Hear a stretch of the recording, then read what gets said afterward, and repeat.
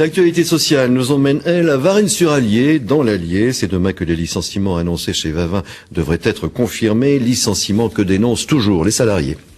À la veille du comité central d'entreprise extraordinaire, environ 200 personnes se sont rassemblées aujourd'hui devant le siège de la société. Les suppressions de postes annoncées concernent surtout des cadres commerciaux. Les salariés qui s'interrogent sur la stratégie du groupe ont reçu lors de ce débrayage le soutien d'élus locaux. Frédéric Cuvier, Fabrice Dutrio. Les salariés restent mobilisés mais sans grand espoir. Les 36 suppressions de postes devraient être confirmées lors du comité central d'entreprise extraordinaire. Pour les syndicats, il faut maintenant négocier les indemnités de licenciement. Nous, on demandera toujours pareil, du supralégal, de l'argent pour les 36 qui sont licenciés.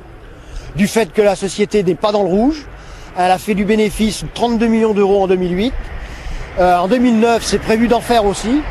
Donc ça ne justifie pas.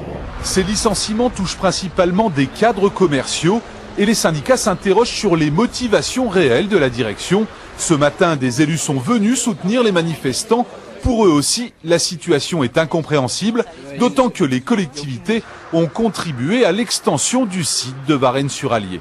Notre collectivité, le Conseil général, a été là pour l'entreprise quand elle a souhaité s'étendre au niveau de son pôle logistique et on était bien sûr très heureux de participer à cette très très belle réalisation. Mais je crois qu'aussi on se doit d'être là par rapport aux salariés, par rapport à l'entreprise qui est la plus grosse entreprise quand même du secteur.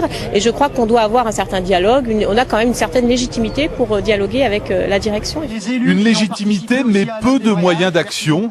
Les élus ont tout de même rencontré les responsables de Vavin France sans grand résultat. Selon la direction, il s'agit là d'une restructuration de l'entreprise dans une période économique difficile.